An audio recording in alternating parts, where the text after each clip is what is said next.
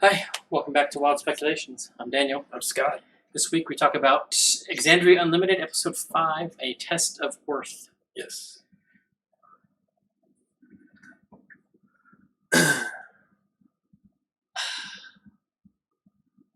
Some good and bad. Interesting. I think we're getting close to some of the stuff that she has been trying to bring out of them. And the beginning of the episode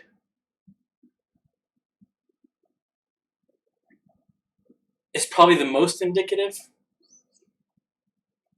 of what I mean by that. Okay. Because, I mean, aside from the foreshadowing of the difficulty with object permanence that living in this world of inside of our heads can produce. Wait, where's this thing? Wait, who has that? No, here it is.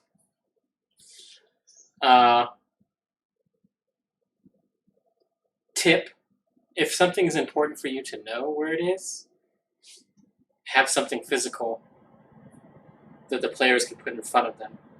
Yeah. So that everybody knows and you know. So if it is relevant, as it seems to be continually with this show, where the crown is. Oh. When you have something as powerful as a vestige trying to corrupt the party. Yeah. We have so the big thing that what I mean by her trying to drag information out of them is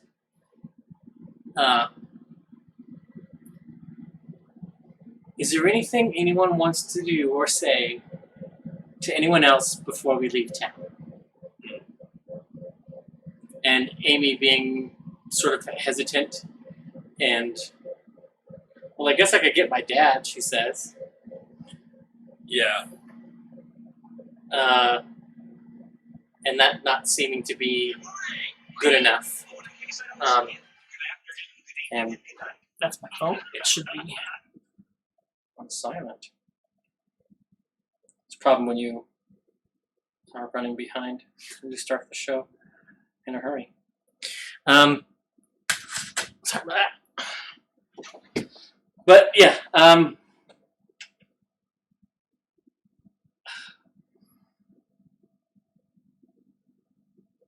don't know. That was probably the most forced RP I've ever seen.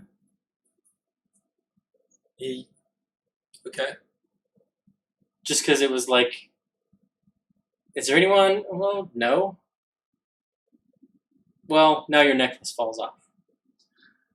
See, and especially with the conversation Opal and Ted have later, I think that was because later Ted says, I tried to keep Dad out of it. And I think that was supposed to be a distraction to make them forget about, if you guys really want to be in my family, I can go get my dad.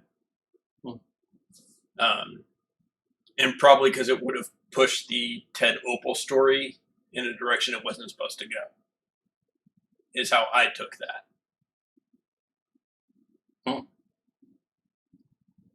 Interesting.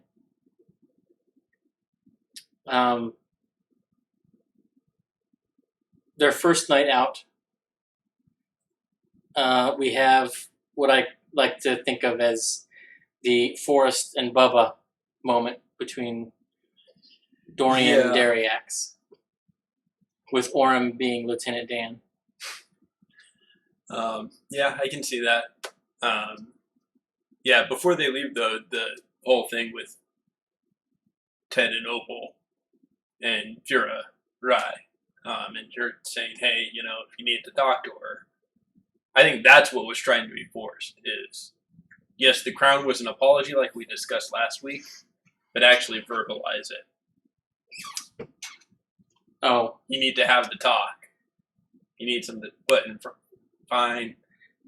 And she says, sorry, and I love you, and where are you? And yeah, and so Matt, for campaign 2, especially, encouraged the players to make their characters in a vacuum. yes. And that certainly was not done this time. At least not for Fira Rai. She was not created in a vacuum. Correct. She was created in specific ways to overlap with different players. Yeah. And also to conflict with certain characters. Which I thought was interesting. Because she draws the parallel, like, Fira Rai is basically Ted. And her sister, which I think, Fira Kai? Yes. Fira Kai is the twin. Is basically Opal. Gotcha. She was the brash one, the one that went out in the world, and Fira Rai is the one that had to cover for her, to protect her. And so they've set this up so that Fira Rai and Opal can potentially find each other. Okay. We'll see if that happens. Yeah. We're running out of episodes. Rather rapidly. Yeah. We also have the question is raised, and not by the DM, but by one of the players. But what are we going to call ourselves? Yeah. And there's some joking on and off throughout the episode about it. And, of course, Ashley and Liam, well, Ashley, but Liam laughed about it. The glitter shits. Yeah. Or shits for short, which was, of course, Vox Machina's name. Pre-stream. Yeah. You don't think that was seeded by Abria? Who at the very beginning of this episode said, this group who is yet to have a name for themselves? What did she say now? Yeah. Oh, I missed that. Oh, okay. Well, and then in this episode, what are we going to call ourselves? Okay. No, that's fair. But yeah, we get that. We have a little bit of Dariak's backstory. We find out he's got a brother. Yes. And, I struggle to remember exactly when he used the metaphor that he used. But he talks about how his brother was the tree. Yeah. And he was the stone. Yeah, he was talking about right there. He was like, when he's describing his brother, he's like, basically you could say if my brother was the tree in the middle of the... That was used in campaign 1. Yeah. And I struggle to remember exactly where in campaign 1 it was. Yeah. But yeah. And I was like, I was trying to decide if that was intentional by Matt or if it's just a metaphor that he likes and goes back to, and it's sort of an unconscious thing. I think it was probably an unconscious thing, but I think if it was intentional, it was intentional to be an Easter egg to campaign 1. All right, that's fair.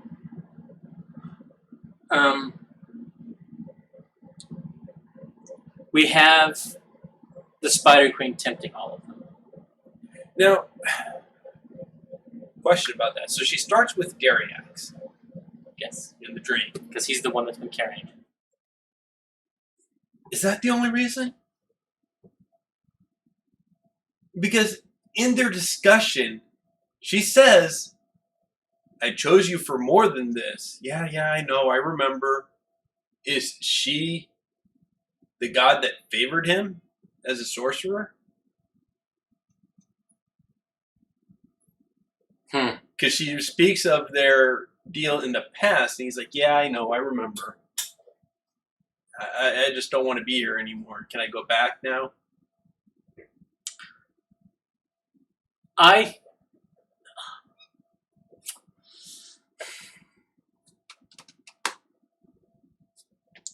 Given the way that Matt has played Dariax, and given the way his dice have been rolling, I don't think Matt played it that Dariax knew that it was the Spider Queen. Right. But that doesn't mean it wasn't her, or that he doesn't know her voice.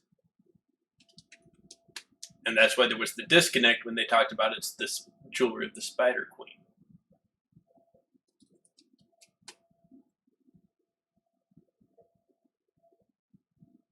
I don't know. I mean, it's possible. I mean, that was a very specific turn of phrase. I guess if I was going to do a sorcerer that had the attention of the Spider Queen, I would do a Shadow Sorcerer and not a Divine Soul.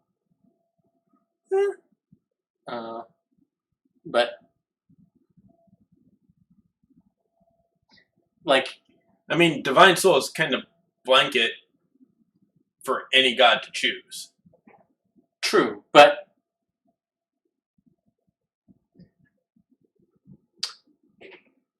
God and demon devil are very different things. True. The language in Tal'Dorei muddles it by calling them betrayer gods. But yeah, I don't think. Well, I mean, they're in standard pantheon. Lolth is why the Drow in Tal'Dorei went crazy. Correct. And it was the Wildemount Drow forswearing her that saved them. Correct. So I don't see how Dariax, a dwarf, has that connection.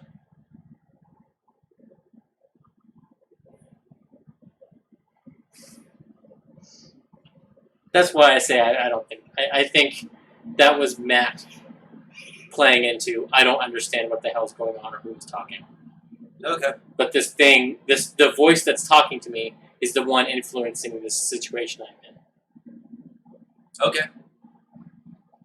I don't know. It was just a very specific, you know what I'm saying? Yeah. It was And you could be right. very specific wording, you know. Yeah. Although later when he uses the favorite of the gods in Perigria, Dolores' Oh Thank God, he could be Divine Soul as in he's favored by the Pantheon. Yeah. In general. Which would give all of them access to him. Yeah. Which is certainly convenient from a storytelling perspective if you want to be telling a story that is across all the Pantheon. Yeah. But yeah.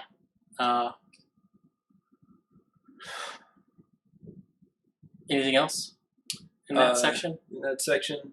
No, I mean, we have the dream. Darius is startled awake. Goes over to Dorian. It's kind of when the whole Bubblegum / See, my mind went to Fallen, the movie, with Denzel Washington and I'm drawing a blank on his name. He was the husband in Roseanne. John Goodman? Yes. Where they're cops with the demon. The demon is Azazel. And he jumps by touching, and the thorn touches Dorian, and then Dorian gets the next dream. Oh, yeah. So my brain went to that movie. Started singing Time Is On My Side by the Rolling Stones, you know. Yeah. But they argue, and the whole team wakes up. Yeah. Which was good. And Abria was happy to have that happen. Yes. And Dorian is the only one that falls, i.e., his alignment shifts. Yeah. Well, him and Orem, who is very staunchly taking active ways to protect himself, are the only two that need to fall in order for them to be able to put it on. Yeah. So. And I don't think Orem is going to fall. No. Which with the Green Knight coming out, like I try not to equate it, but it's difficult not to. Yeah. Because whenever you have temptation scenes, Arthurian legend always comes to my mind. It's just the largest example in pop culture. Yeah, true.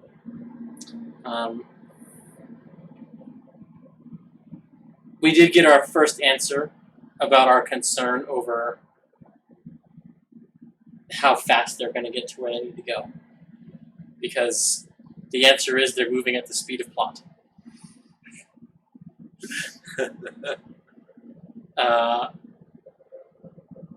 They move to a point where they can't take the wagon anymore, and it goes on its own back to where it needs to be. Yep. And they move to their first test from the Wilde letter. And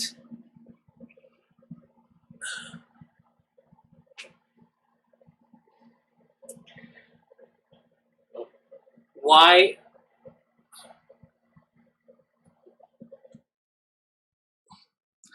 do you think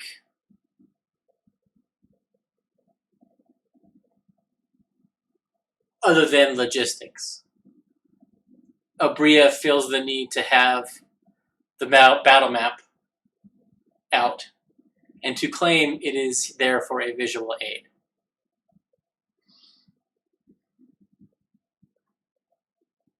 I have no clue, honestly. I assumed she just didn't know. I assumed she didn't know how quickly they were going to get to the battle, what they were going to do. Well, I am not 100% certain if there was a predefined trigger for that battle, other than perhaps approaching the obelisk and then leaving it. Because that's him leaving it is when she said a test. And before that, she's talking about how the ruins are a lie, and things like that. And there was just a lot of things moving into that were red herring adjacent, and red herrings are super dangerous in a campaign. Yeah. Your players will invent enough of their own. Especially with a time limit on your game. Yeah. I.e. one shots, 8 episodes. Yeah.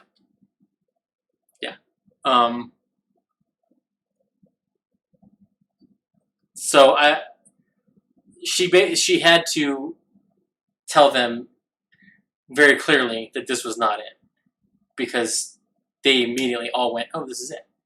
Yeah. Firai basically says, "Let's test them now."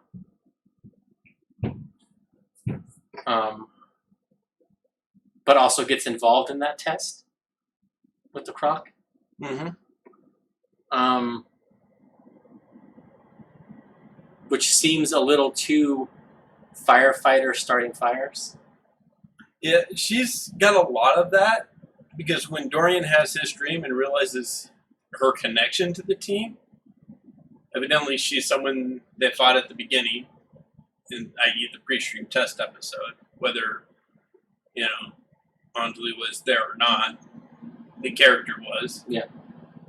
And she's been watching them, she admits, which makes me wonder if she just wanted them to say they had a vestige and she already knew, or if she really didn't know.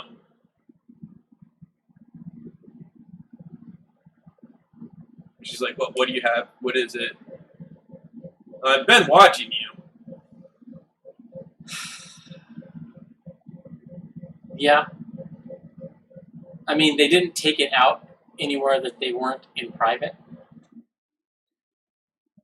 But depending on how close... At least she's been watching them? Yeah. Yeah. I don't know. Yeah, that's true. And I love, they're good-hearted ones, she says to Melora or her sister or wherever her gift comes from, she says. Yeah. And I was like, that is mechanically untrue.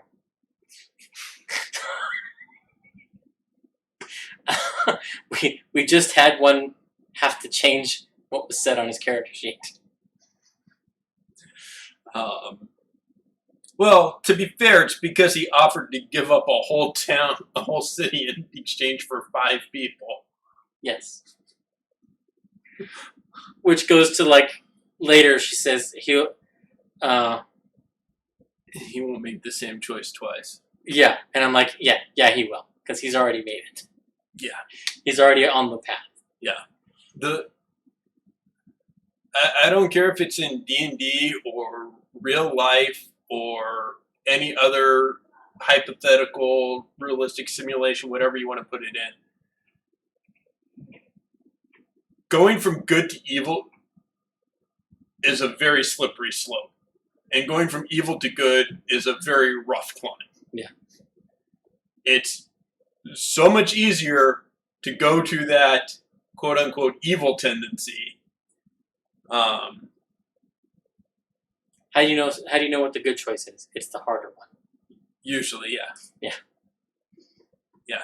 Once you start down the dark path, forever will it dominate your destiny. To quote another franchise. Yep. Exactly. It's a common trope in storytelling. It's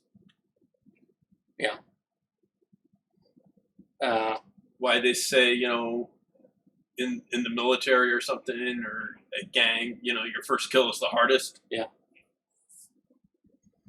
Yep. Phallic shapes are phallic and rubbed. Pro tip, if you have an obelisk or a column or anything that is remotely phallic shaped, that is exactly where the players' minds will go. And I find it difficult to believe that Ibria said, I don't understand how this is happening, or something that affects that. I didn't think this would happen, or something. I didn't think this would happen. I didn't plan for it. Yeah.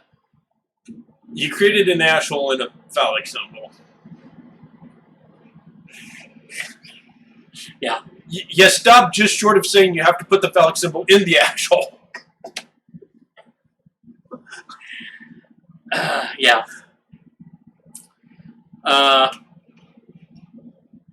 Matt knowingly wastes a spell slot. Did he? Yeah.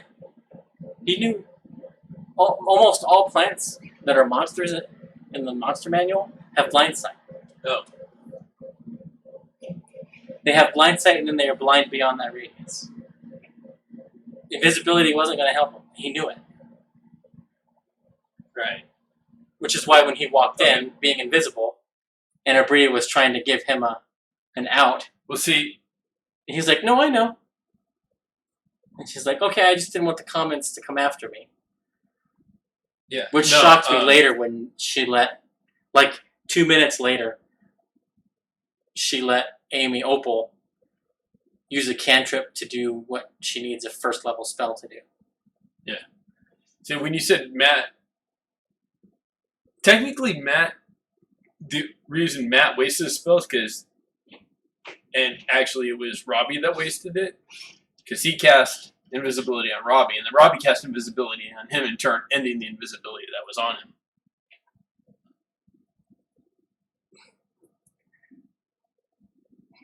That was an unintentional mistake. Matt casting invisibility on Robbie was intentional to give the other players the feeling of safety to walk toward the obelisk. Mm-hmm. He's been on the other side of the screen enough that he can tell that the players, and this is why I wanted to give Matt MVP for this episode, he could tell they were about to start to enter a spiral that wasn't going to go anywhere. And to help it get out of that, this will help you go. But Robbie doesn't want to go do things alone, so he tries to be cute and cast invisibility on Dorian. And Matt knew, it doesn't matter if I'm invisible. I walk toward the plants. He knew it didn't matter that he was invisible. Right. Which is why I say he knowingly wasted that spell slot. Okay. And he did it to get the players going. To get them engaged in the test. I can see that. I agree with that. So, yeah.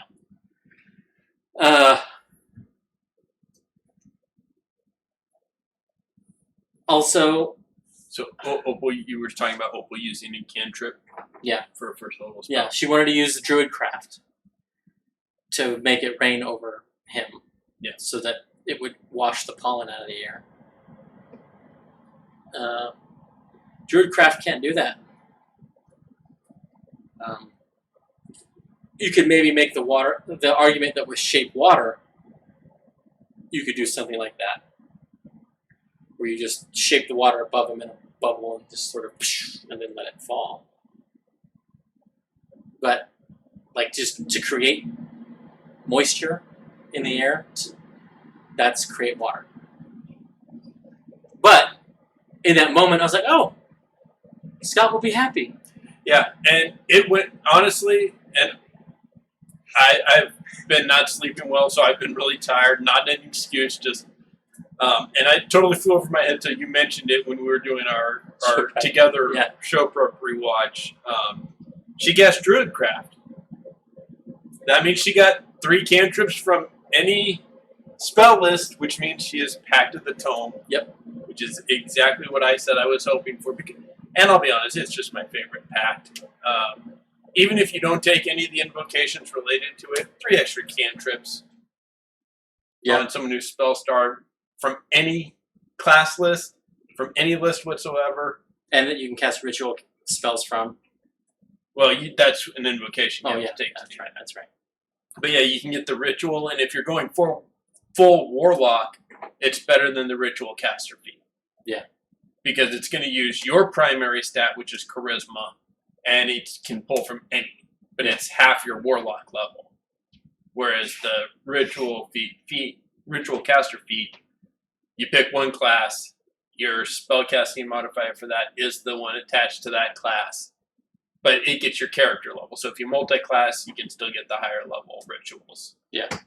But, there's also the one where you don't have to sleep. Yeah. There's now one where you can have people write their name in your book, up to your proficiency modifier people, and you get to use sending on them to them. At will. Free. Basically, yeah.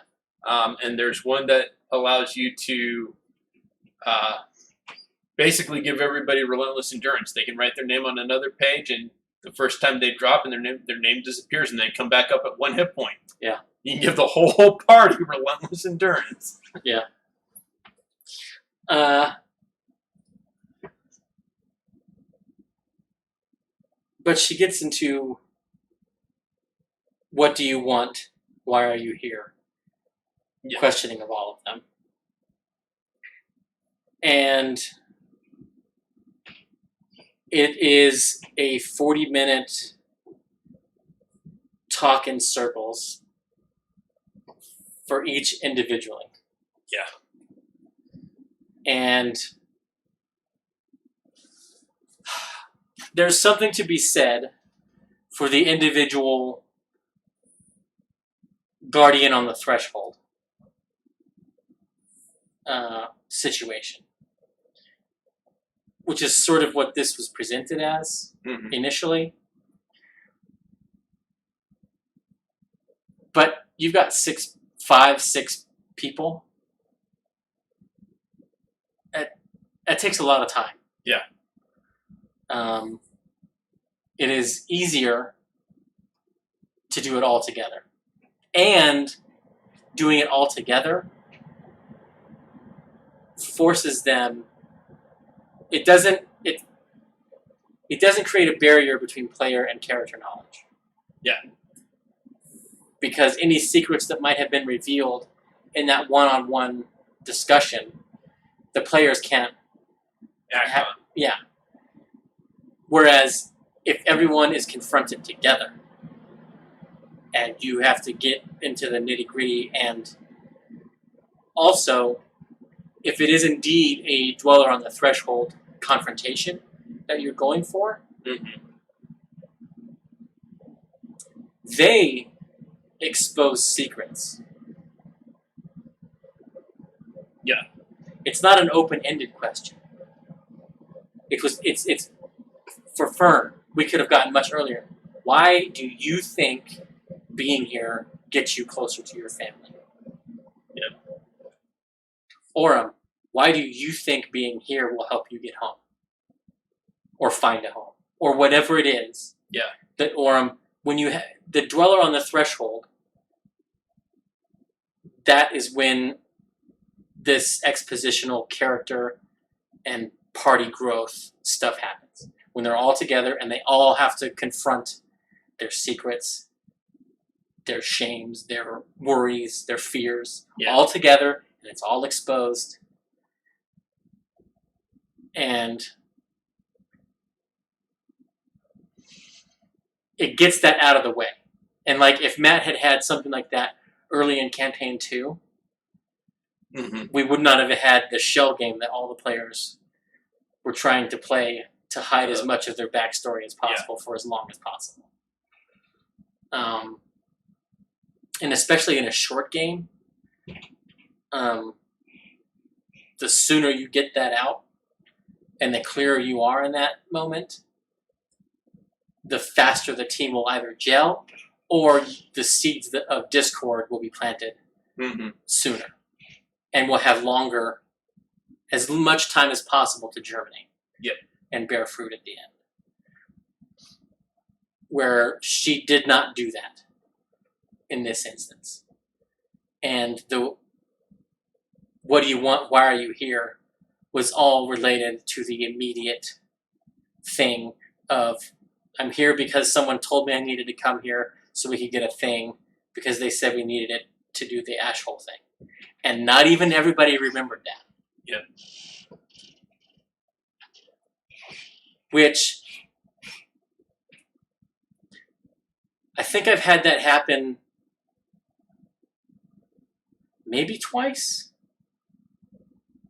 when I've been DMing, and I have been horrified both times. Yeah. Because I immediately think, did I not make that clear? And like, this is the 5th week of this campaign. 6th week, because they played once before. Yeah. But they were having object permanence issues, so maybe, I don't know. Yeah, I don't know. But it was very much, because when Amy was like, why are we here? It was very Actor 8, what's my motivation? What does my character want? I don't know. What's your character? Yeah. There was a lot of both RP and mechanical moments like that. Yeah. But you're asking me? I had 11 other things to keep track of. Yeah. And that's light DMing if you only have 11 other things to take care of. Yeah. Yeah. I think some of my favorite interactions, the moments in the episode, were later, after Dorian makes his deal and loses his alignment and regains his memories, and then later flat out excludes Fiorai. Yeah. The 5 of us are a group. Yeah. And immediately, not exactly immediately, but basically immediately, Orm threatens him. Yeah. Because from Orm's perspective, this is the first hard evidence that this thing is corrupting. Yeah. And to very much to Robbie's credit, it came through in the role play that he is starting down that slope. Yeah. He gets much angrier in his tone. He gets much more, in a sense, defensive, but more offensive, like when you snap in defense. Yeah. Towards people. And Liam picked up on that and said, hey, nope. Especially when he's like, oh, hey, yeah, I'll hold it. You don't need to take it. And he's, and it even sounded like when you make an excuse to do something you want. Why should you always? Yeah, well, it was very much Boromir. Yes. On the slopes. Yeah. Of the Misty Mountains. Very, very, very much. Yes. And yeah, I don't think that's an unfair. I was like, or is it closer to Sam? No, I think stairs, it's much closer to Boromir. Yeah. And Orm has to be Aragorn. Give it back. Yep. Yeah.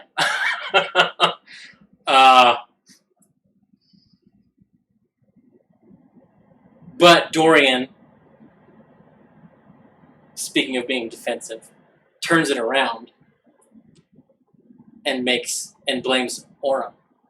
Yep. He's like, we could have gotten rid of it, but you wasted the box. Yep. You used it to send a note. But then we don't have to send it up. And who did that? Yep. Very much so. And I loved Dariax coming up to Dorian to correct his numbers. It's like, it's okay, I get confused too. Yeah.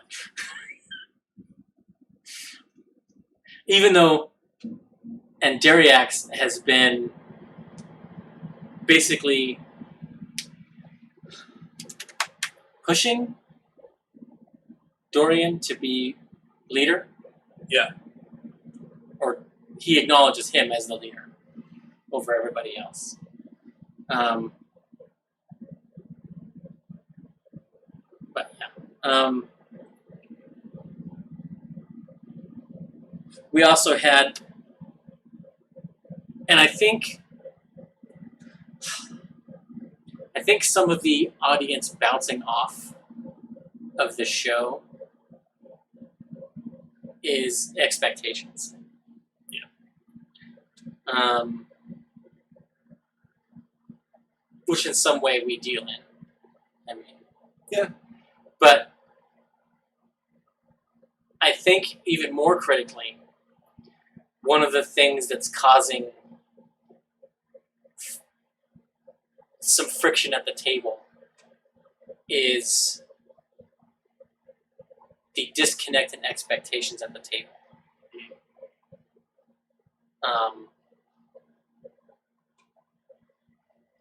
And that's one of the reasons why at the top of the show I asked, why does Bria have that battle map out? Because the reason Matt doesn't bring it out, A, they're not there yet, or B, bringing the battle map out indicates battle.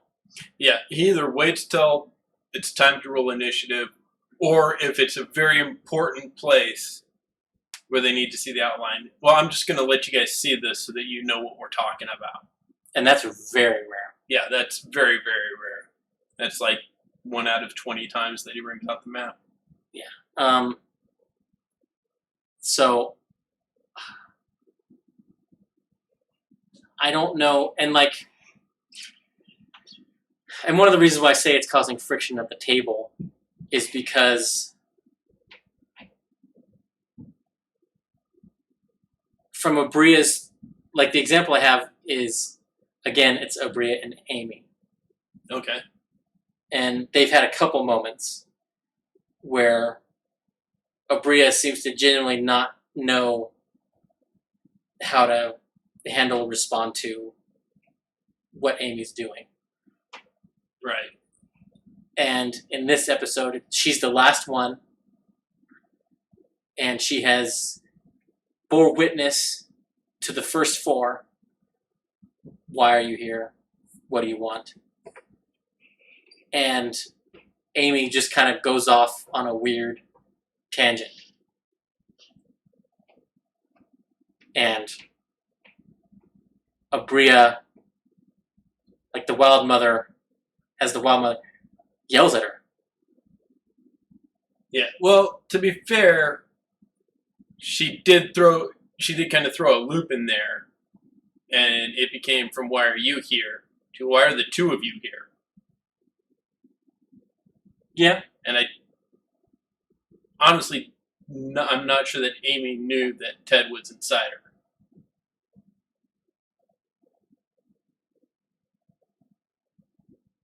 Okay.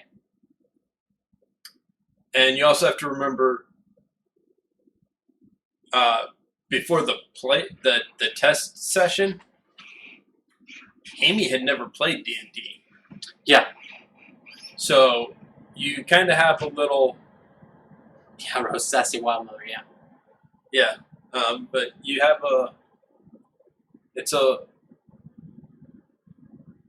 you got to be prepared for a little bit more of loop throwing with a brand new character or a brand new player. Oh yeah, because for sure. They don't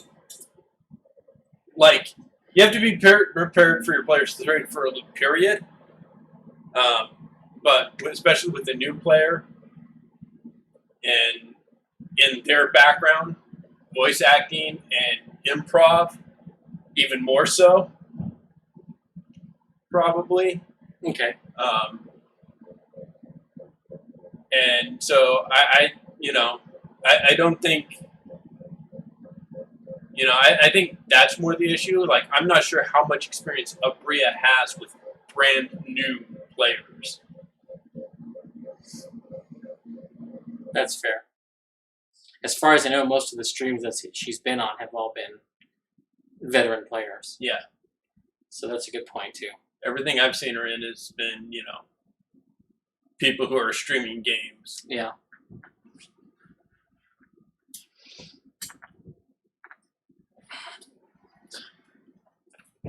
Yeah, Rose, I think it's part of that. There's a big part of that, but I don't know. I'm still stuck on the Hollywood royalty comments that Amy made just after Pascha basically is like, we're the faceless, downtrodden, poor people coming after the gentrifiers. So I think it's... Yeah, I agree, Rose. That's the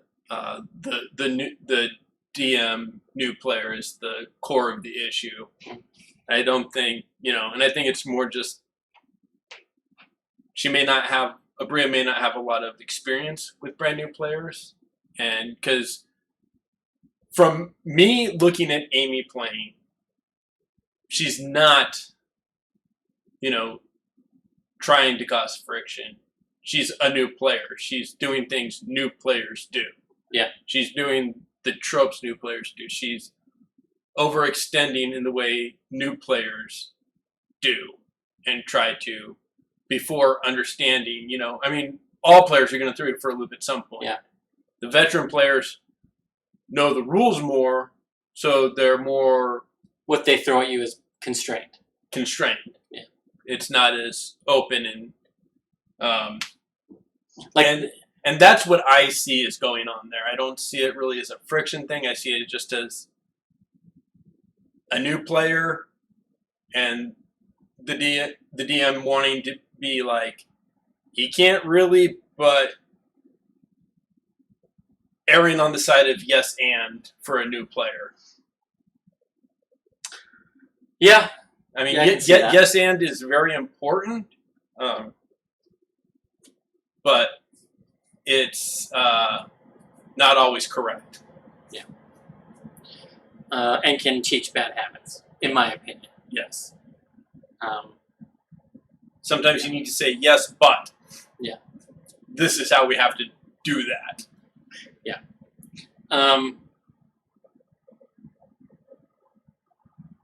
I did love Amy talking about how you can induce dormancy. Yes. In crocodiles and alligators by turning them on their back. And Abria being doubtful and then actually looking it up.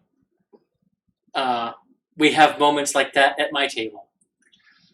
4 rounds. We just gotta hold it on his back for 4 rounds, guys.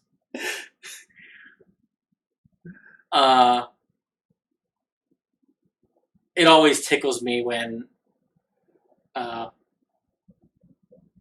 it's not even necessarily an argument, but I'll say something, and our rules lawyer at the table will start looking stuff up, and he's like, "Oh, you're right." I'm like, "Yeah, I know." Yeah.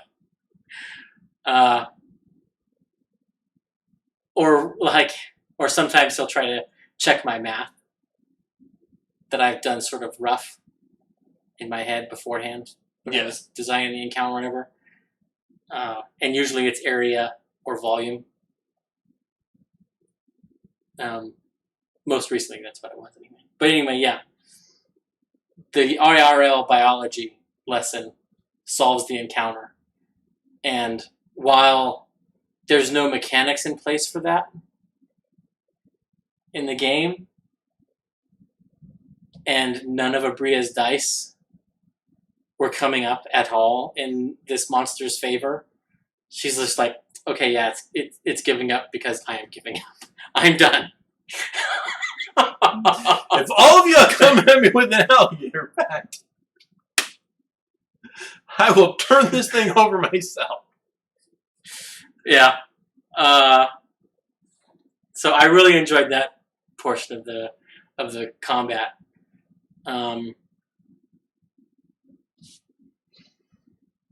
Although again, mechanically, if it's a giant crocodile, that's a huge creature, and they shouldn't be able to have any grappling effects. If it's a regular crocodile, they can. Yeah, I don't think it was described as huge. The piece looked 3x3 to me. Did it? But we don't have the best angle. No. To judge that by. And often minis will be bigger than the combat space. Yeah. Like the base is so big, but the mini is over on one or more dimension. So, difficult to say. Because in a monster's design, you have its core, its body, like the bulk of its mass. Right.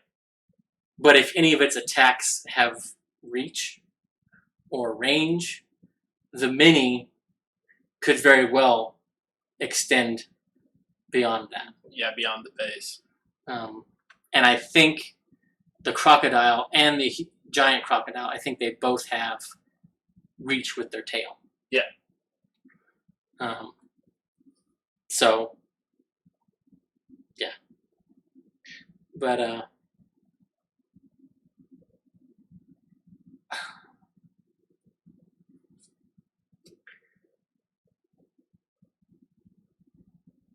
do you think Abria wanted to get further than they got? I think initially, yes. I think at this point, she's just kind of like, it comes as it comes. Well, I was speaking of the episode specifically. Like of her session prep, do you think they made it through what she expected to get through? No. Okay. I think I'm also on that side.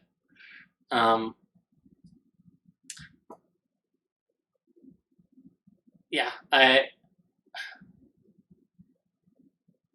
and a lot of their travel through the jungle, in part, I think, was to try to make up time. Mm-hmm. I think she probably prepped a couple random encounters, maybe. And just because they're so far behind, she just tossed it and worked to, okay, is now is when you want to test them. And I think that signified in multiple points in this episode where she's like, okay, I'm just going to bring you all together, and we're at this point now. Yeah. Okay. And you make it through, and we're here. Yeah. You know. Yeah. Well, that's why I say they're moving at the speed of plot. They're moving at, we need you to be here now. Yeah. I know it's going to take you 3 sessions to get here on your own, so I'm just going to put you here because you need to be here. Yeah. Yeah. We have a time crunch and a deadline, and you need to be doing A, B, and C for this to have a believable, semi-satisfying conclusion. So we're just going to hurry this along. Right.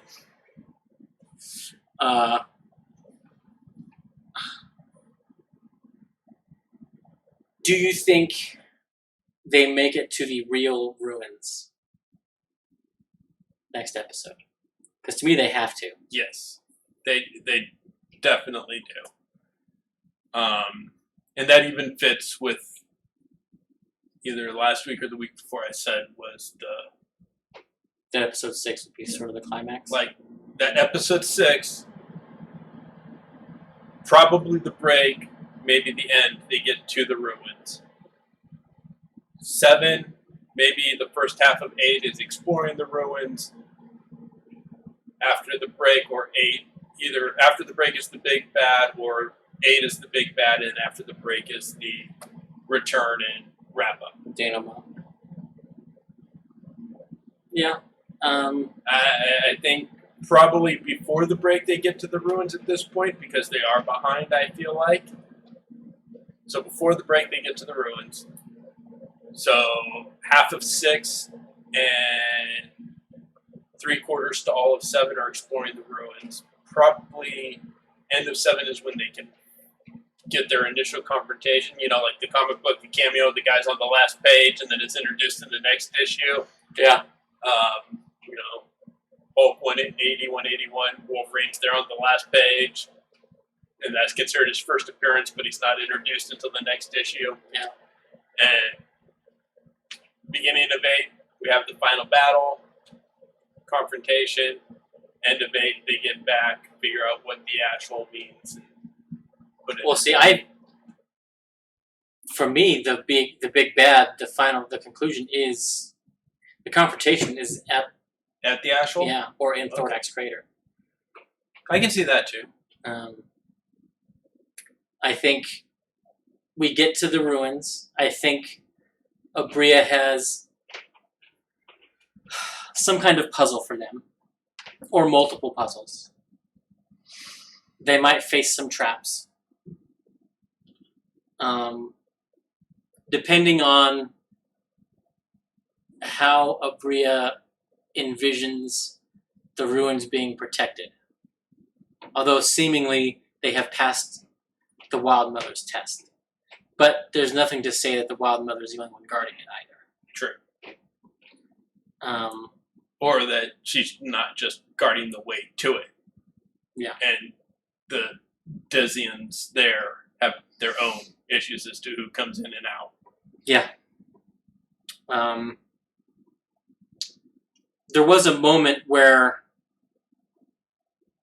I had a flash of the sun worshippers in Avatar, The Last Airbender. The Firebending Master is the name of the episode. Where they go to the ruins to try to discover some kind of new firebending form and end up meeting the dragons. Yeah.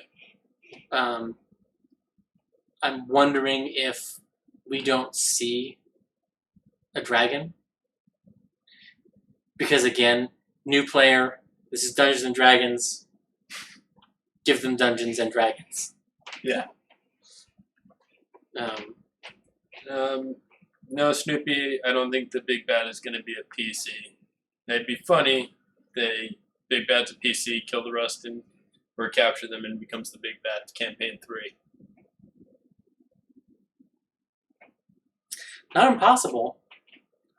And Fern has certainly been foreshadowed to be such a potential. And Doriax seems to be going down that road.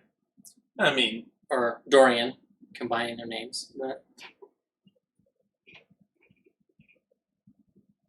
Possible, I don't think it's going to happen. I think, while a canon story, it's a self-contained story. Okay. If anything, I could see it be like good or evil Fern might become a patron of someone in campaign 3, but not the Big Bad. The Big Bad will almost definitely be something of either an iconic D&D thing or something of Matt's own creation. Or Bria's. But I think I have campaign 3. Oh, campaign 3. Oh yeah. No. The campaign 3, I'm almost positive, will be another ancient dragon, if it's going to be in Marquette, because I think the inciting incident will be. You think they'll be hired by Jamon Sahord? Yeah. And that Jamon Sahord will die. Okay. At some point. Or he has gone into an Odin sleep. He's disappeared. Nobody knows where he is. Yeah, I can see that. So, yeah.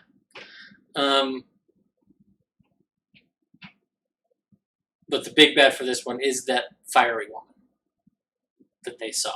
Oh, yeah. The winged woman. Yeah. Which we may find out is Freya Kai. Yeah, I can see that. Because she's not sure what exactly happened to her sister either.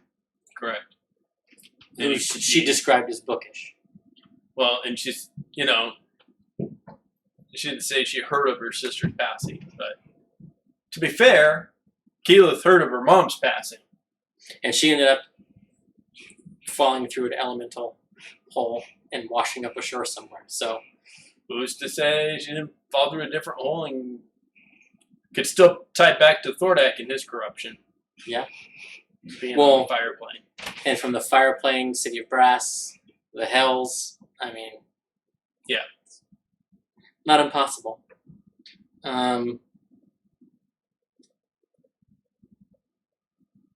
Do we want to talk about the after credits scene? Because it's significant in that it calls back to Caduceus and his efforts. Because we had a figure going through the jungle with residuum shards. Yeah. And shoving them in the ground. Who do you think that figure was?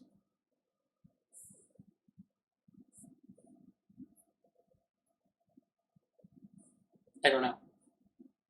And I don't like talking about the after credits because for me, our show is about what happens at the table. Yeah.